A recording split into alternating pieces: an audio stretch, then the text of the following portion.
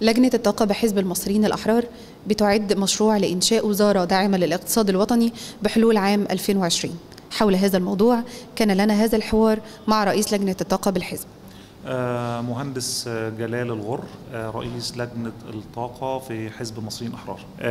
في حالة إن شاء الله يكون لنا نصيب ويكون لنا مكان في الوزارة بعد الانتخابات، ويكون لنا يكون لنا في مجال للإنشاء، إن مش هيكون في وزارة للبترول ومش هيكون في وزارة للكهرباء، بل هيكون في وزارة للطاقة، ويكون الوزير منصبه منصب سياسي، ونقوم بإنشاء هيئات معنية، مثلا هيئة البترول، هيئة المعادن، هيئة الغاز، هيئة كهرباء مصر، وهكذا. واحنا عندنا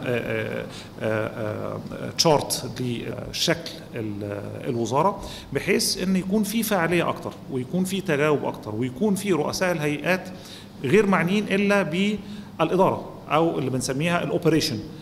انما مساله البيع والشراء والحاجات ديت هيكون لها هيئه مختصه، بحيث ان احنا كده بنفعل وبنعظم المخزون الاستراتيجي المصري من المعادن والكهرباء وغيره. فكره الفحم فكرته بسيطه جدا. احنا الاول بنطلع، مصر بتنتج غاز.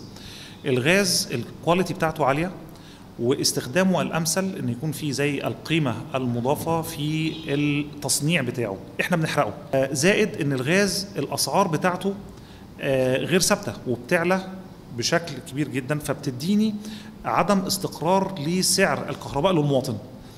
اكتر حاجه ليها سعر ثابت سعر الكهرباء، اللي هي بيكون الغليات بيتم استخدام الفحم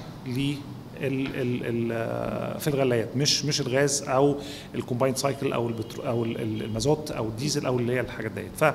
ففكره الفحم ان احنا نستخدمه، زي ما اكتر من حوالي 42% من توليد الطاقه او الكهرباء في العالم بالفحم. ازاي من تصور اللجنه نستخدم الفحم من غير ما يكون ملوث للبيئه؟ الحقيقه طبعا ده سؤال مهم جدا، واحنا كحزب الأولوية للمواطن المصري وصحة المواطن المصري. زائد اللي أهم من كده، طب المحطات دي هتعمل فين؟ كويس؟ الفكرة بتاعتنا إن إحنا المحطات تبقى على ساحل البحر الأحمر. إحنا معانا خريطة مثلا هنا اهوت. الخريطة دي إحنا بنقول والله إحنا عايزين نعمل 15 محطة فحم، محطة كهرباء على طول ساحل البحر الأحمر. ليه؟ لو أنا جيت النهاردة قدام كل محطة هيبقى في محافظة من محافظات الصعيد، فلو كل محافظة وإحنا بنبني المحطة قلنا إن إحنا عايزين 60% من العمالة تكون من المحافظة المقابلة لها، يبقى أنا كده شغلت عمالة. نمرة 2، لو أنا جيت قلت إن أنا هشغل عمالة من محافظة هنا اهوت، طب ما أنا فتحت طريق هنا.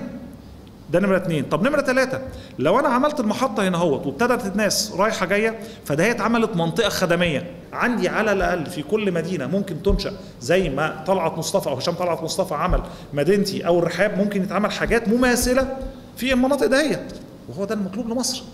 فاحنا بذلك بيبقى حققنا اللي احنا عايزينه كحزب، ان احنا عندنا رؤية للمواطن المصري، مش مجرد ان احنا بنقول والله تمام يا فندم احنا بننفذ وجهة نظر القيادة العليا. لا، احنا لينا تصور ولينا إرادة ولينا رؤية للمستقبل، ان انا عايز ابقى مش حكومة بمد ايدي او ان انا لا، ده انا عايز اطلع فلوس واعمل فلوس.